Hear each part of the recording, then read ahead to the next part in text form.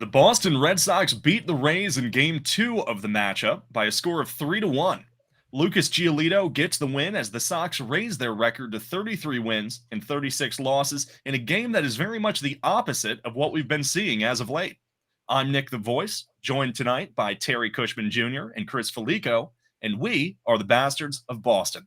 And if you want more, you can check us out at bastardsofbostonbaseball.com for great written articles posted just about every day. So, today was a delight, honestly. A very complete game from the pitching staff and from the defense for the most part. The offense left a few more opportunities on the table, as we've been used to, but it's hard to complain too much about a 3-1 win. What stuck out to you guys? Go for it, Ter.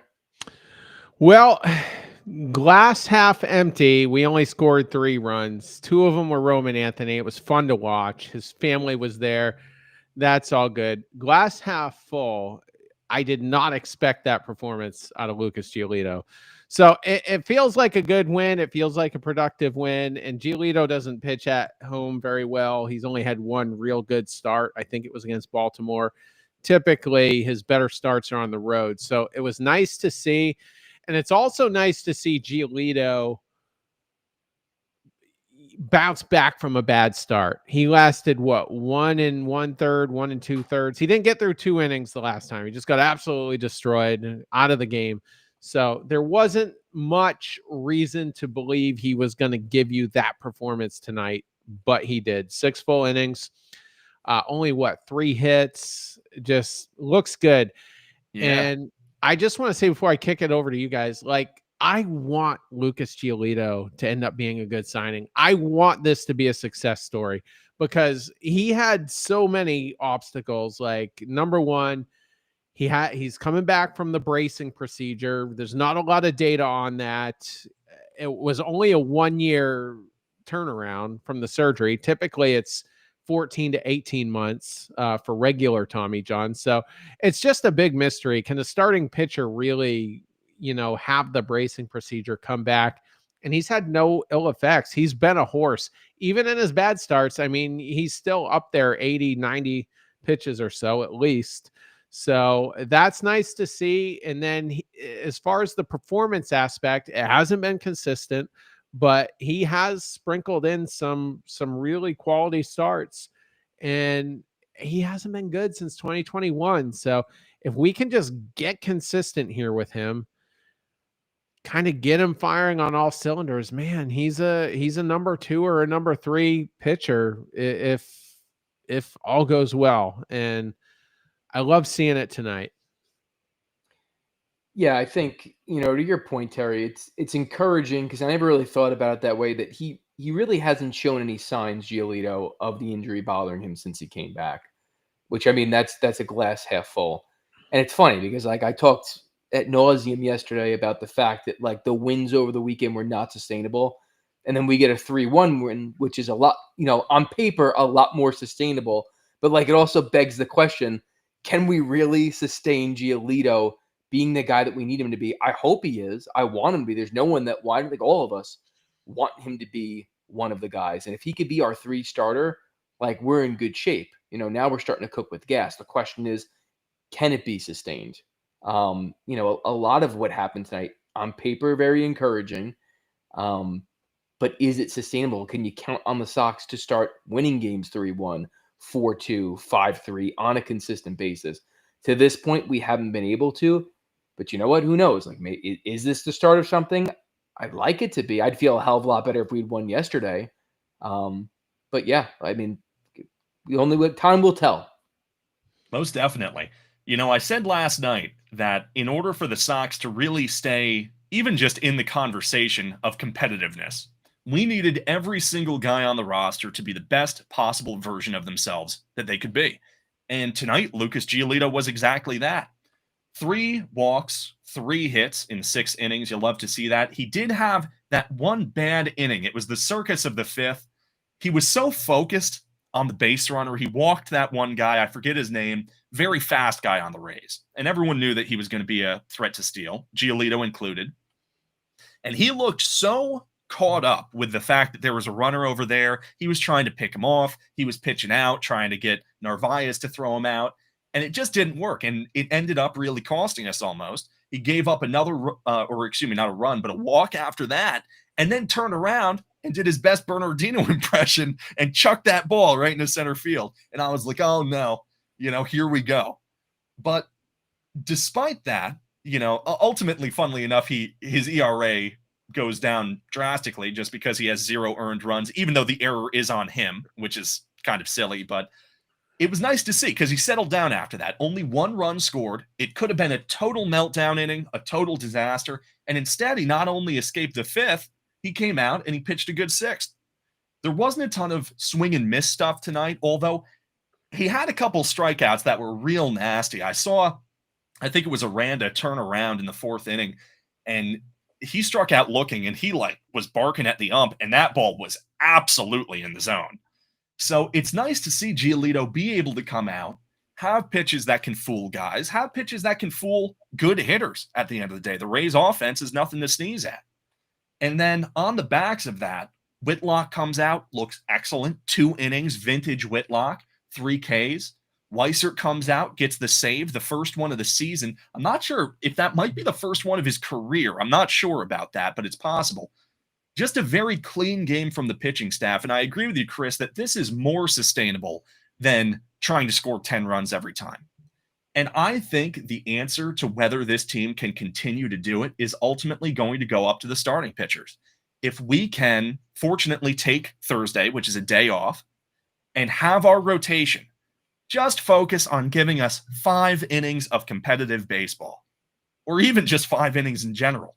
The bullpen pieces that we have, especially when Slayton comes back, the bullpen pieces that we have are good enough to win.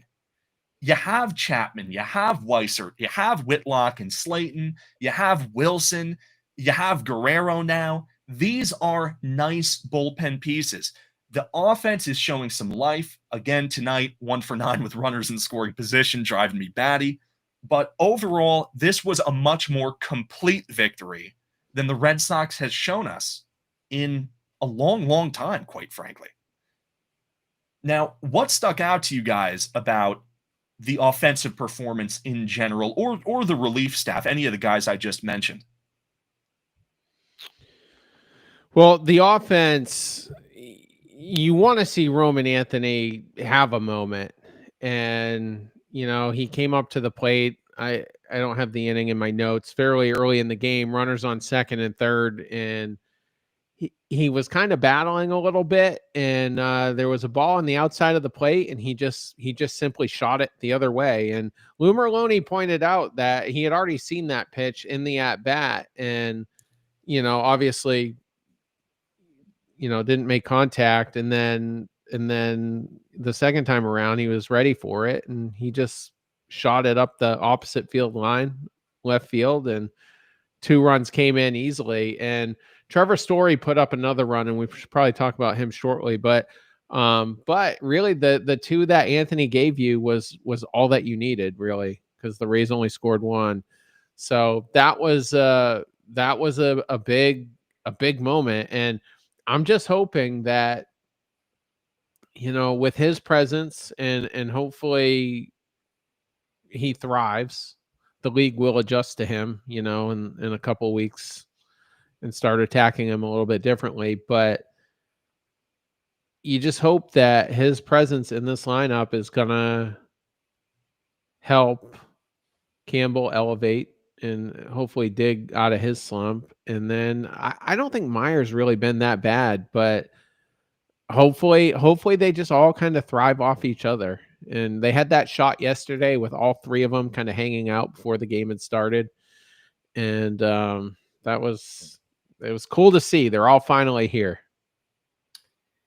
Yeah, I think, rather than me echo everything Terry just said, because that's the reality of the offense tonight. There really wasn't much. Anthony had his moment. Story had a moment.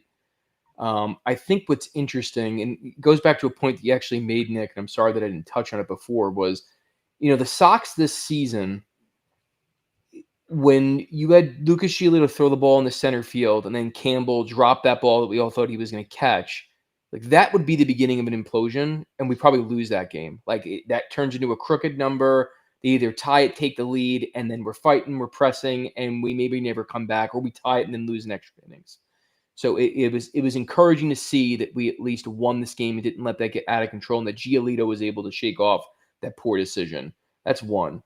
I think, looking at some of the comments that Cora made before the game, I think what's going to be interesting about this offense is it looks like, all the kids, Meyer and Anthony are not going to be getting starts with lefties. And heading into the Yankee series, it looks like they're going to have 3 lefties in that series.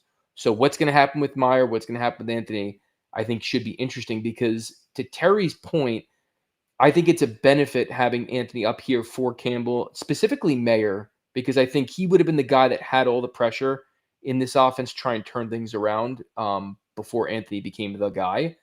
So I really see it to being a benefit for him, because, to Terry's point, he hasn't been horrible. He hasn't been great. He's kind of just been even-keeled. Campbell started off so darn hot that, now he's super cold in comparison. But I think you almost have to play Anthony, even when you don't want to, because he is going to be the talk of every series that this team goes into for at least the next month, possibly 2, depending on how well he elevates his game and makes the adjustments that are necessary, because he's number 1 prospect in baseball. He's now on the big league team. Sox theoretically are trying to, quote-unquote, chase a playoff spot in that 3rd wild card. And we're going up against a lot of teams that we haven't faced, that have never seen this kid, obviously. So I don't think it's even if he's not doing well, it is to their benefit to have him up there and let him be the focus, even if it's somewhat to a detriment, just for the rest of the guys that kind of need a little bit of a breather and the focus off them. Definitely.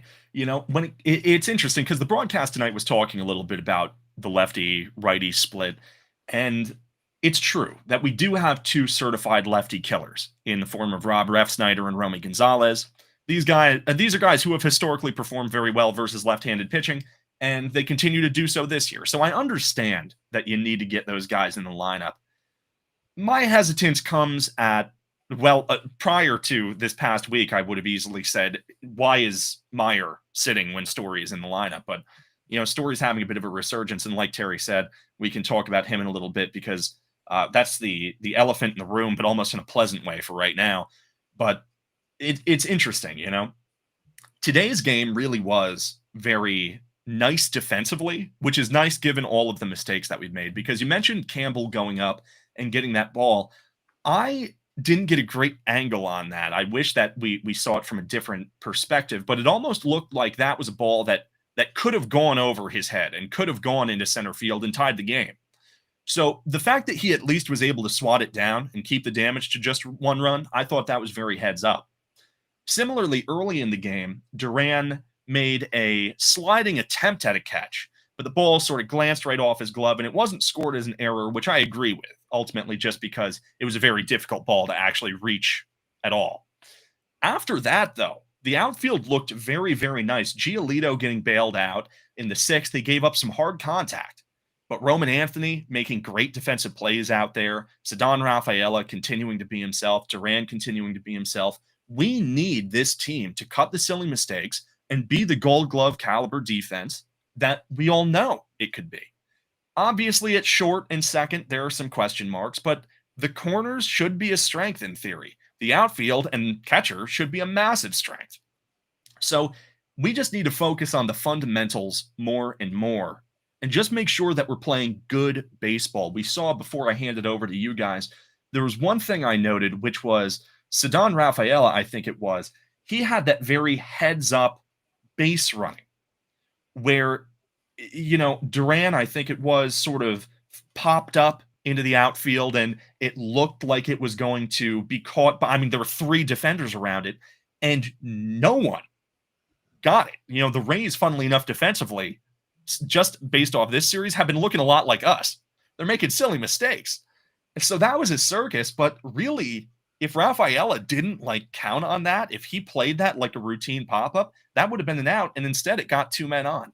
So we just need to play more heads-up baseball, more good baseball, more complete baseball, and at the end of this stretch, we might have a shot. Real quick, I just want to mention one other thing about Giolito.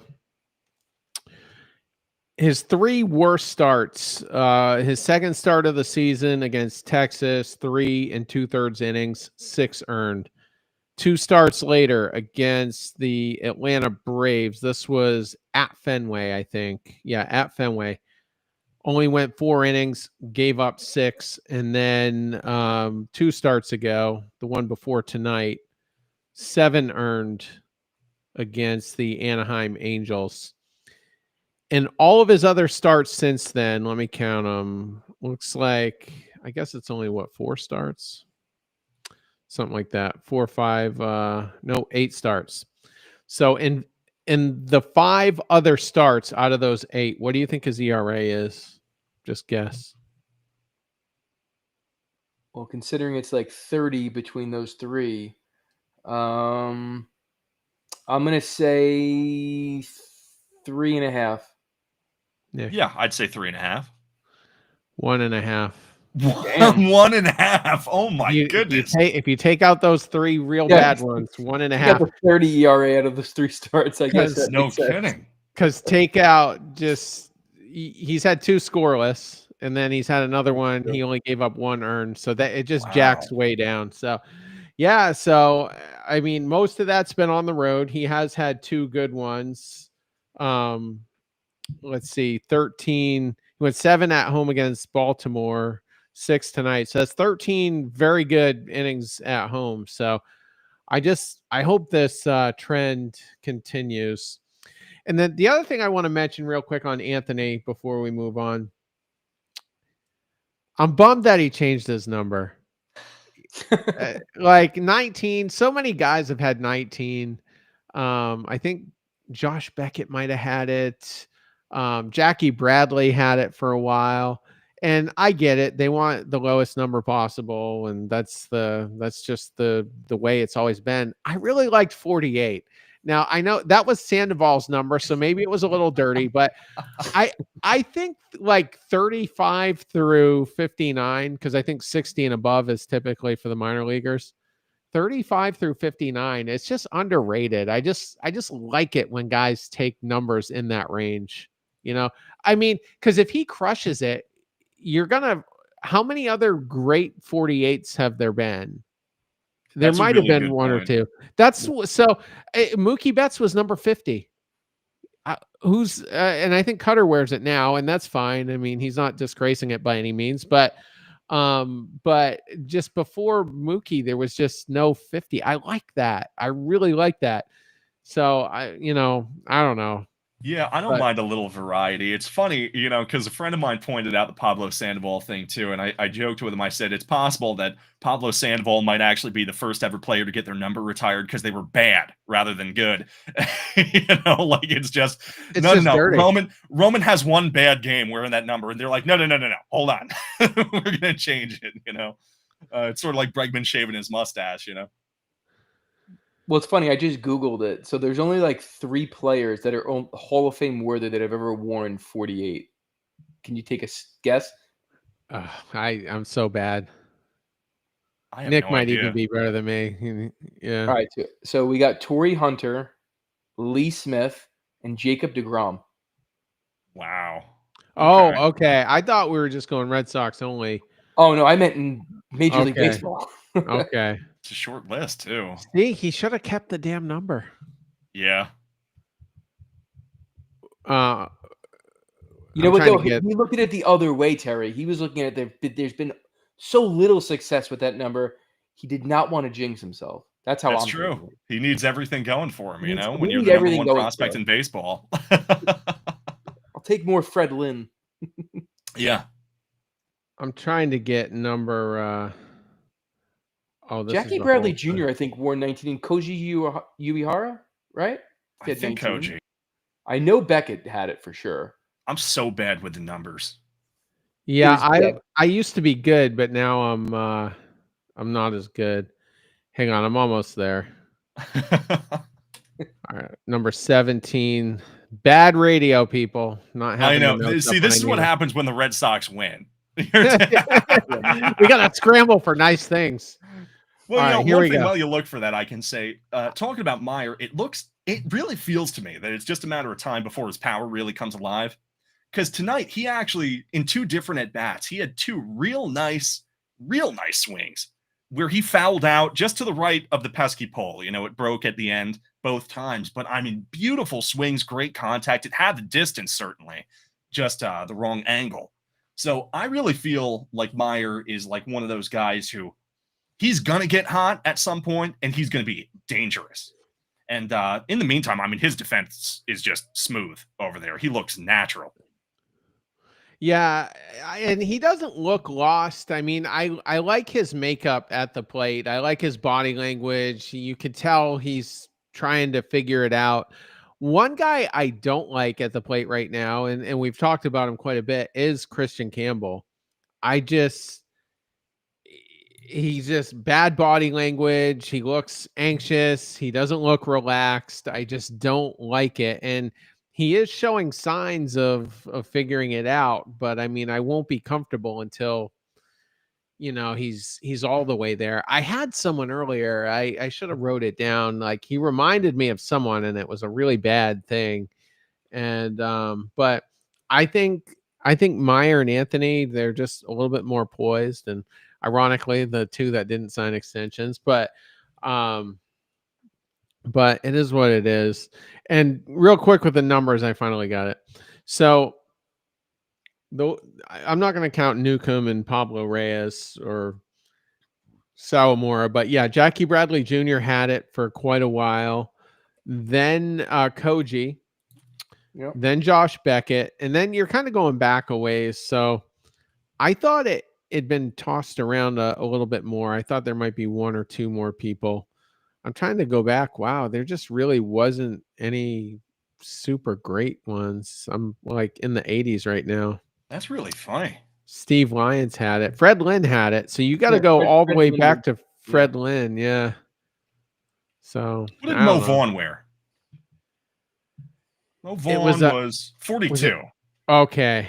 So yeah, he had that was Jackie's number. Jackie Robinson. Yeah, before It was retired. Yeah. That's and then interesting. the last guy to wear it, obviously, Mariano, which was cool. Yeah. Definitely. I didn't think I'd give a Mariano take tonight, but he's the one Yankee I just truly like. I like him. And when it was looking like he had a really good shot to be the first unanimous guy, I just thought, that was so awesome when he got it. And I was thrilled for that, yeah. You can go on YouTube and watch the call. It's a good one. But let's get into Trevor's story real quick. So a couple Fridays ago, I was at the Braves game in Truist Park, which is really good, by the way. I tweeted out on Twitter. I still call it Twitter. Very classy organization. There was 1 inning. It was like the 3rd or 4th inning. And, usually the music plays in between while the commercials are going on TV. And, they're switching from offense and defense. And they played for a minute or so, not the full song, but for at least a minute and a half, they played Sweet Caroline. And then on the big screen, they were only showing Red Sox fans. So I thought, wow, that's classy. They don't do that at Fenway. And I'm not saying Fenway should, but that's cool. When you don't expect it, it's it's a cool thing. So a cool place to go if anyone ever gets the chance. That's only my 4th ballpark, by the way. I'm embarrassed to say that. Fenway, obviously, Miller Park, and then Wrigley. So I've been to the 2 most historic ones, but that's nice. But anyway, the thing I was getting at there. So Trevor's story just out of nowhere. I mean, there was tons of DFA talk that week, and out of nowhere, I'm sitting down basically field level, kind of out in left field, but it was a nice section because the seats were faced inwards, though, towards the pitcher's mound and home plate, and really wide seats. The ones we had on Saturday, I mean, I'm not like skinny. I'm a lot lighter than I used to be, but just you're crunched in there. So it was a nice section to sit in. And Story was up, and I'm like, well, this is going to be useless. I don't remember what the count was or anything like that. No one was on base. And actually, I do remember it. And I remember telling Justin, my friend that I went with, I was like, well, if he strikes out here, at least get it out of the way and then get to your better hitters next inning and get something going. And then all of a sudden, just the crack off the bat, and that ball was launched, and it felt like it was directly over our heads, but it obviously wasn't, because it would have been in foul territory, but it went almost right over us. And I'm like, you just knew it was gone.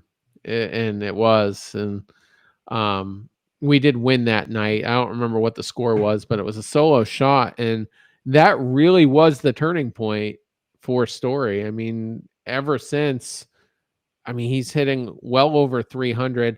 I felt like he was walking a little bit more than he was, but in the last 2 weeks, he's only got 4 walks, but he just looks so much better at the plate. He's not whiffing nearly as much by the looks of it, but in the last 2 weeks, he's hitting 273 with a 322 on base. And then in the last week, he's obviously been on fire. 2 home runs, one of them tonight as an insurance run.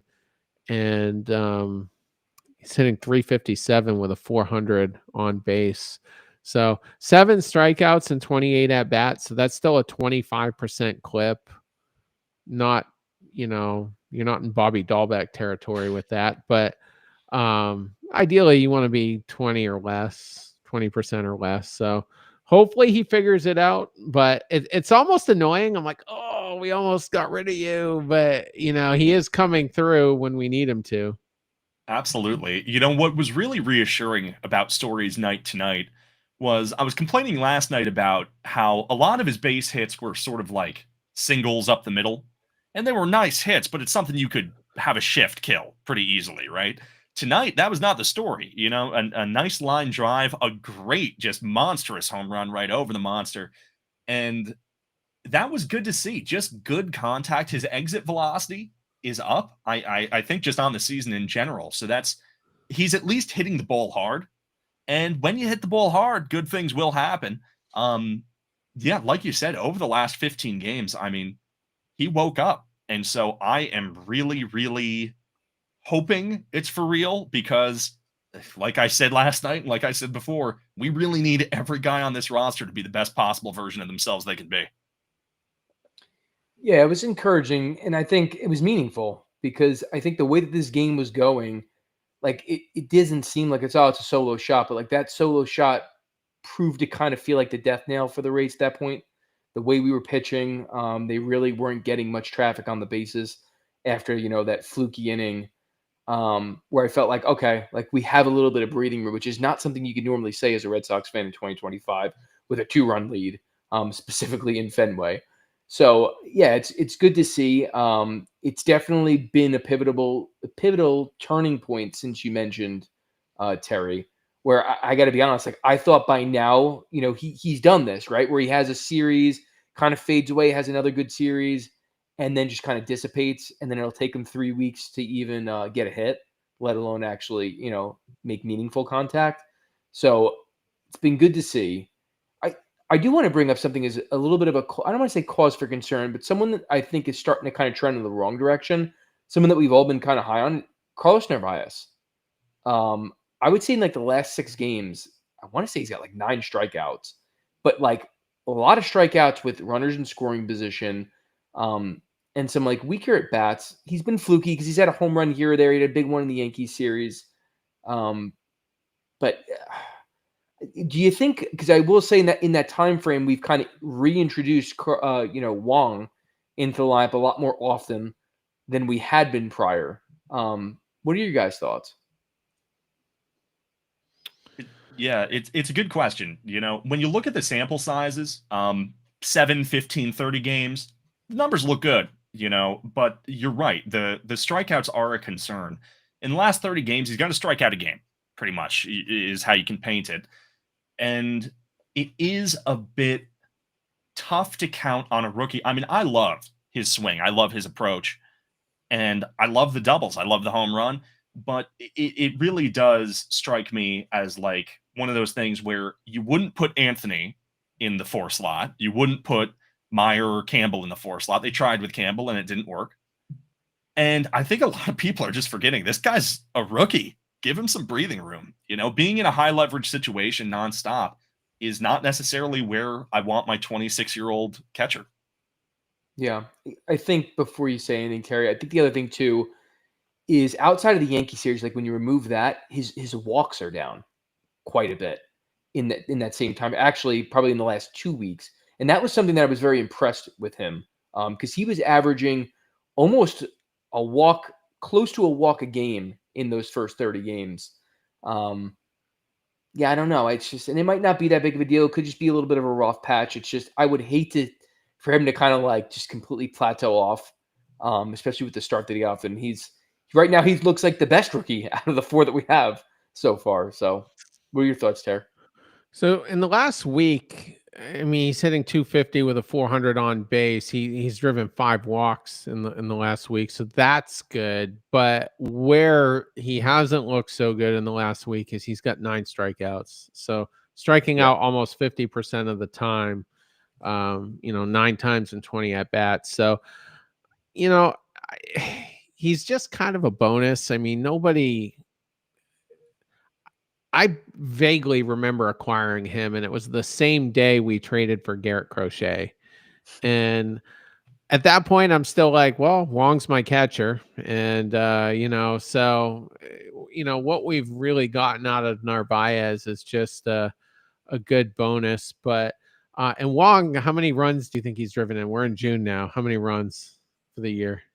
For the Is it year? Oh, God. 1? One. Yeah. Last Yeah, I was gonna night. say, I feel like it was He, last night was his first he RBI. Yeah. he grounded into a double play, but Meyer came home on it, and so he gets a run.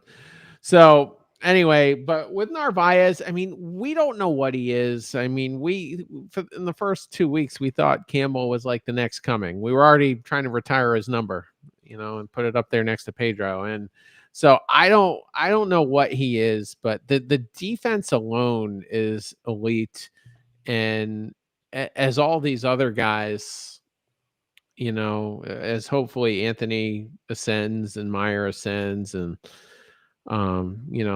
Devers and Duran are doing their thing, and Rafaela has looked pretty good in a few games. He hasn't gotten a ton of love, I guess, but I just feel like the more other guys are stepping up, the less pressure is going to be on Narvaez, and the better he's going to do. I don't like him in the 4-hole. I know it's been out of necessity, and I get it. He was hitting like 360 for a short stretch, and so Cora likes to ride the hot hand. But yeah, but I don't like Toro in the 3-hole either, and that's what we've got the last couple nights. Yeah, the Yeah, lineup's been very odd the last couple nights. But you know what? The one thing I will say, I don't know what Narvaez is, but I know what he wasn't, and that's a question mark, right? And this team has so many damn question marks between injury and then just the moves that have transpired, lack of performance, and I think especially coming off of getting rid of Kyle Teal, to your point, like yeah, we didn't expect Narvaez to be what he's been this far, but the fact that he was. Like it was a nice added bonus. And the fact that we're like, all right, maybe we kind of do have a catcher. We don't really have to worry about that since we have 9 million other gaping holes we have to fill in this lineup and pitching staff. So that's why, like, it would just be good if he could just at least plug one of the holes at this point. Yeah, it's funny because if you look at our lineup, I agree. I don't like Narvaez or Toro in the 3-4 slot, but who else do we have? If you look at the lineup, it really just is 8 question marks and Rafael Devers. Duran, there were questions about him coming into the season. Would he replicate the success? The answer is no, but he's been heating up. Toro is not an 891 OPS hitter. I mean, who is? You know what I mean? But you play him while he's hot, and that's kind of the thing. You play him, you play Narvaez. You hope that Campbell can turn it around. He's been, decent in the last 15 games. You hope Story and Rafaela can keep doing what they've been doing. Rafaela's last month in particular has been really strong, and it feels like even outside of that month, he's been really strong. So it really is one of those situations where this is not a 2004 Red Sox championship if we get there. Like, let's say, hypothetically, we go on and we win the World Series by some miracle, right? This is not a 2004 style championship. This is a 2013 style championship. This is just a bunch of dudes who, in this case, in the middle of the season, decided, you know what? I'm going to play excellent baseball. And that's pretty much what we're counting on to get there. But I would we'll say see. 2000. Right now, they're doing it. So 2007 is what I feel like, because you had Pedroia called up that year for the first time. Ellsbury was in Double-A in July, and then the center fielder in the World Series. So those are kind of the vibes I get. And then Bueller and Crochet are kind of like your Beckett and Schilling in a way. And I don't know. I stand corrected. Apparently, you do not get credited for a run batted in if you hit into a double play. I never knew that. I never knew that. Right. A couple of people have come at me with that. That's funny. Yeah. Well, you know, to your credit, Terry, I know that they did say on the broadcast as soon as it happened, they're like, that was his first RBI. Yeah, I remember that too. That's the only reason I was like, oh yeah, you're right, because I do remember them saying it. So they didn't know that either. That's Okay. hilarious. Dude. So what? It's not even funny. It's just sad. It's June and Wong doesn't even have one then. And secondly, one of the guys that pointed it out, he's in the stream right now, Rise Above It. He says, appreciate this so much. Appreciate y'all doing this. I'm glad I get a breakdown on this, being that I live in North Dakota, and he gets a lot of Minnesota sports. So number one, I'm shocked North Dakota even has internet. I've never met anyone from North Dakota. I've never met anyone from North Dakota. No, I did. This is the first for me. And like one guy told me this back in the day, and it kind of messed with me a little bit. He goes, have you ever met anyone from North Dakota? I was like, no. He goes, does North Dakota even exist? And I'm like, does it? I don't know. Maybe it's maybe it's like a Area 51 type place. But anyway, so good. I'm glad that we extend into the obscure parts of the lower 48. And yeah, so the stream's been super busy. See, I think we're not as active tonight, and I think it's because people they tune in when they want to rage, because they know we're going to be there.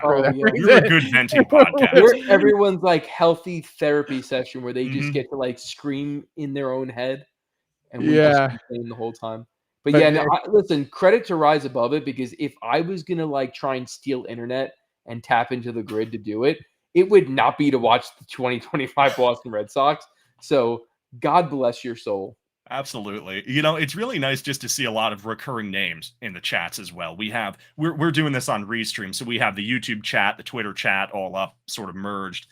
And, we're happy to have you guys join us. Honestly, we're happy that we can provide some value in this sports community that, at sometimes I remember before I even joined, like Twitter, I call it Twitter too, where before I created my sports Twitter this year, I would like every now and again go into like sports forums across Reddit or some other sites, and it would just like be like either complete ridiculous doom and gloom, people coming out with the most ridiculously negative takes you can imagine, or it's like blind optimism, like I'm crazy because we're 3 games under 500 and I'm pissed off. Yeah. So it's I feel like we can strike a little bit of a balance here. We call the Red Sox out when they're losing and losing badly. But, I mean, when guys are playing well, what are you going to say? Credit where credit's due. Yeah, I think I've addressed this on previous episodes, but, so many of us say that we thrive on negativity and we root for the team to lose. But that's not true, because the better the Red Sox do, the more numbers we pull in. And last year we had a bad down year because everybody checked out early. Your ace was supposed to be Giolito. I don't think that was going to work out well. It's taken a while into this season to start working out well, but you just had no rotation. We were being sold on Houck and Crawford, and for a little while that was actually really good. And then July happened and we fell out of it. And so, if the team gets better, and we're 3 games under still, and who knows, we don't know which way it's going to go. But, if we start winning, we get bigger. And that's what we want. That's what we're rooting for. So we want to go back to October and not just limp in and then lose right away, but get in and go deep, Oh, and absolutely. I that's mean, that would be amazing. Like this podcast took a massive step forward in October of 2021. Like that's the first time in a month we ever exceeded 30,000 downloads, and we do that fairly regularly now, but it was a big thing, and it was cool, and it was a team that had absolutely no business whatsoever really being in the playoffs, and they all just stepped up. Kike stepped up. Verdugo had a decent month. Xander actually probably had his best postseason of his career that year after being pretty lackluster. Vasquez had a couple of big moments. Just it was a next man up type thing, and our rotation.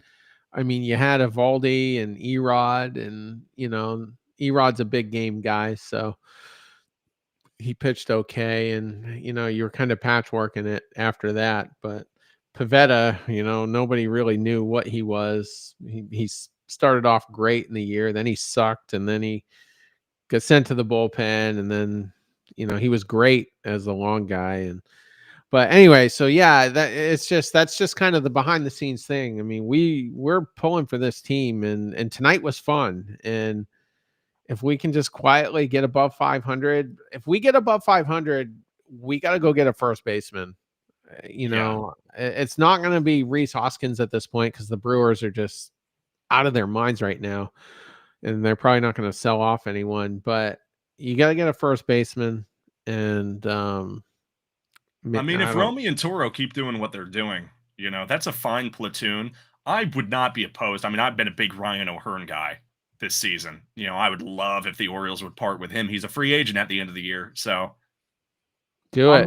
I'm riding with Romy until he tells me we can't. Yeah, I mean, he's not going to be the everyday guy. I'm not a Toro guy. I mean, he could go off for the next week, hit a walk-off. I'm still not going to be a Toro guy. He doesn't walk, and as soon as the league catches up with him, it's going to be over. That's what I'm afraid of, too. And Romy can be the platoon guy on the bench. And I was going to rant about Hamilton, but I'll save that for another night. Alex Cora is like a little league manager. Everyone gets to play, and if there wasn't an ice cream machine in the clubhouse, I would assume that he goes and buys everyone after the game. But Romy, I mean, there is a place for him. He seems to be hitting lefties pretty well, but I want an everyday guy. And Romy can play second base too. Don't forget, so you can sneak him in there. That's true. And Toro's looked all right at third, honestly. He has, yeah. Yeah, and tonight, actually, too, he made another one of those great stretch-out plays. Story's throw went a little wild. I forget when it was. I think it was fairly early in the game. And Toro really, I thought it came off the bag, but, there was no challenge. So, yeah, it's tough to do. I mean, I don't understand how these first basemen, they're usually such big guys, and then they pull out these ballet style splits and all this crazy stuff. They kill me just watching. I don't know what Delfino's drinking habits are, but he's just riffing them in the stream, just kind of hanging out with the other guys. Romy is my homie, he says. No sorrow really for funny. Toro. Maybe he raps. I don't know. I'm trying to figure it out in my head. What's the cadence? Nicknames? I mean, Nick already had one, but you got Terry the Cushman. Mad Dog Felico. This is getting wild. That's funny. Yeah. We should probably go to probable pitchers, but before we do, I just wanted to float an idea. One half serious, the other a complete joke. But I was laughing with my friend about how last night, I talked about how we need starting pitching. Another guy to go with Crochet would be invaluable at this point, a surefire starter. And a lot of the teams who have those are contending. So, you're not going to get the Mariners to give you a guy who's worth a damn. But I was thinking, how funny would it be? We go out, we say, you know what? 3 aces, throw them out. Just a Chris Sale, Nathan Eovaldi reunion. That would be so ridiculous, but I'll take Eovaldi. There's just something about Chris Sale that I just don't trust. Eovaldi still got 3 years, unfortunately, so I don't think the Rangers. That would be kind of a punt move for them. Well, they're taking Story if that's the case. But Yeah. Well, I've got an interesting guy that you could definitely buy low right now that still has quote unquote upside.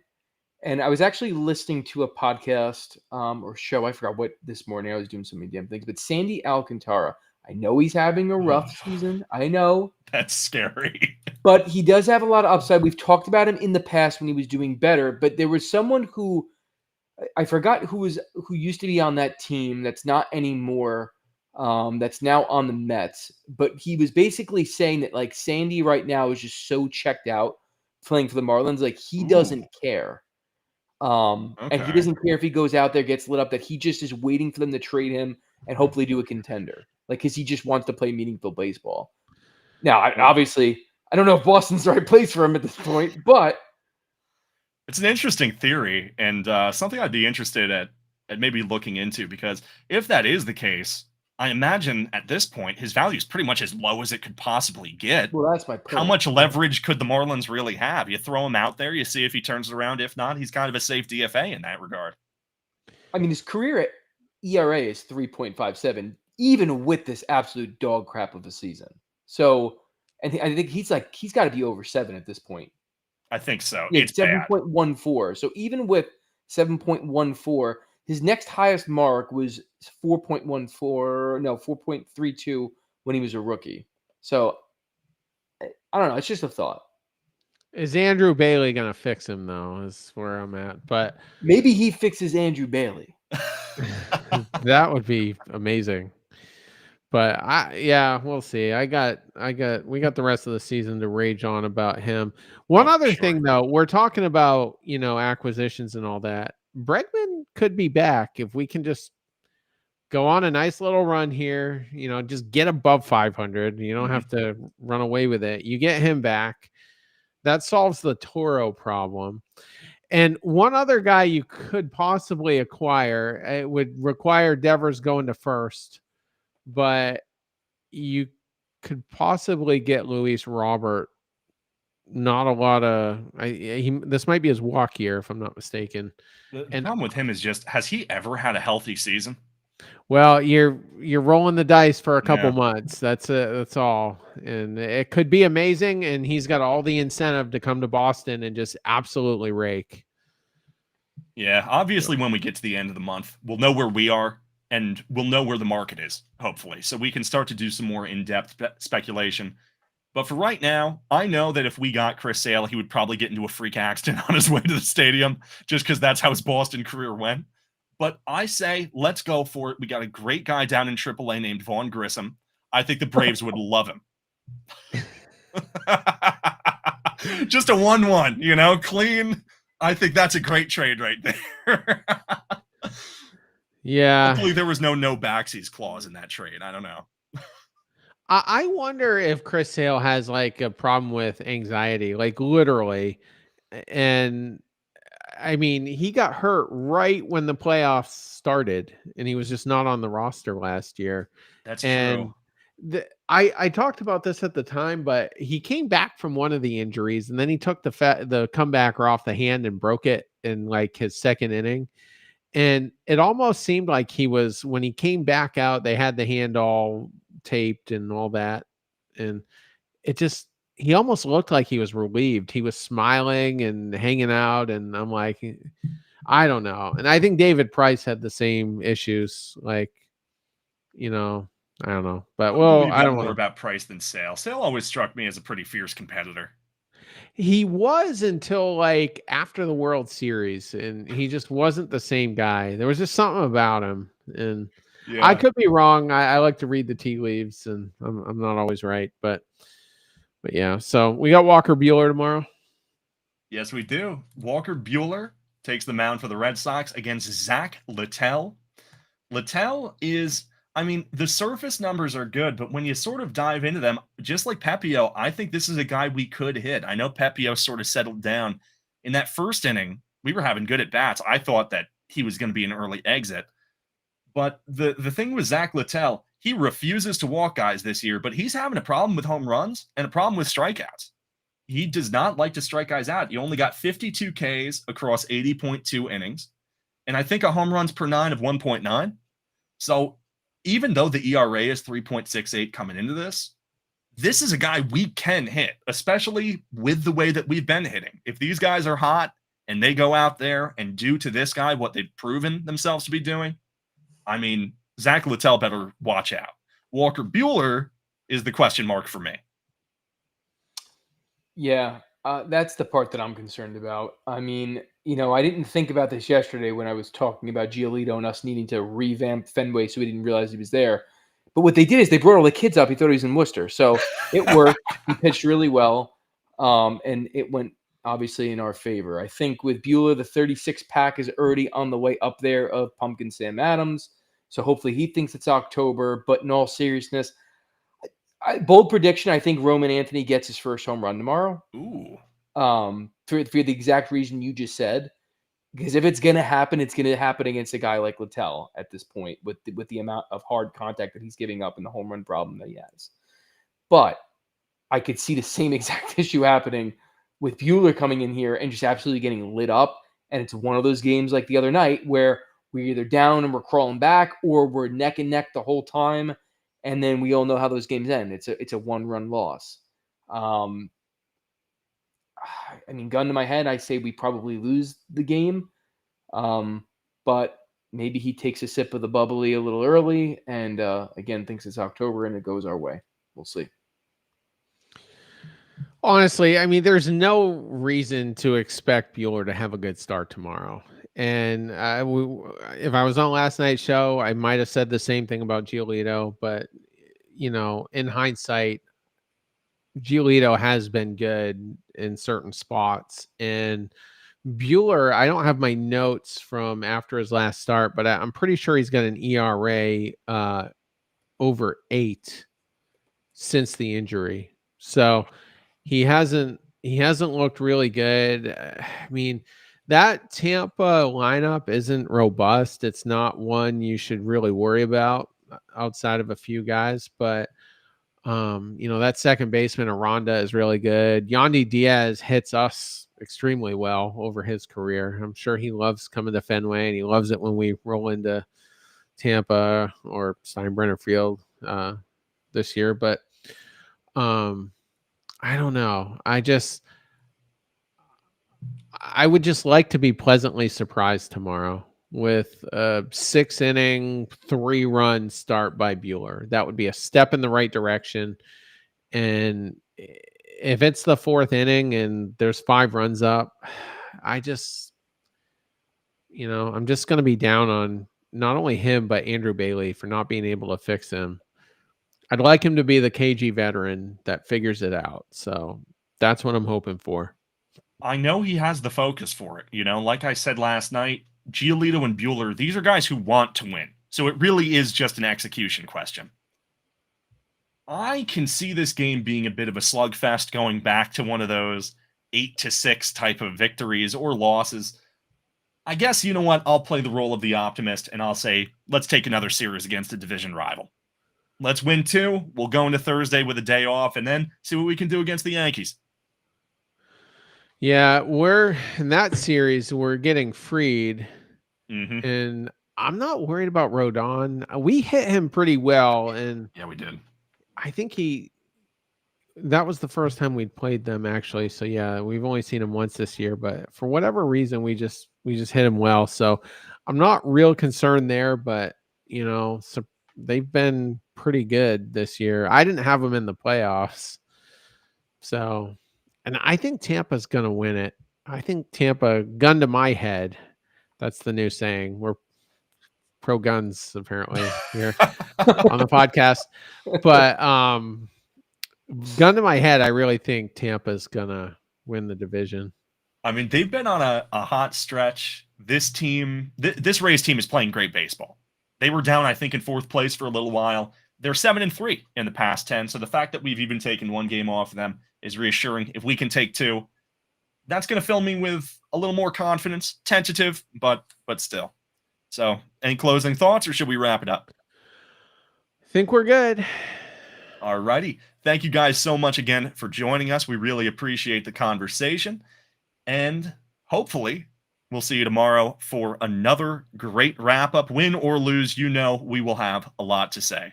We have been the Bastards of Boston, and we will see you